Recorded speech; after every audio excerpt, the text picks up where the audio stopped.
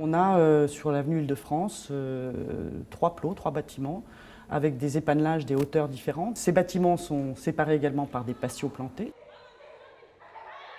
Par contre, les bâtiments, puisqu'on y loge toute la pédagogie et tout l'enseignement dans les étages, sont reliés par des grands couloirs, des grands escaliers qui relient les plots et qui en même temps les séparent et les distribuent.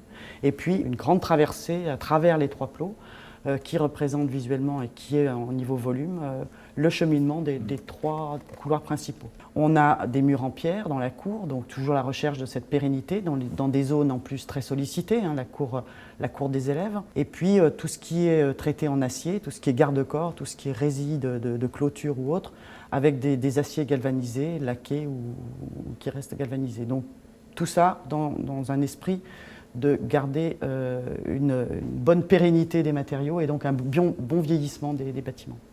Et puis on a utilisé pas mal de bois, alors des bois classe 4 qui imputrescibles, etc. Donc c'est ce qu'on voit surtout dans la salle polyvalente.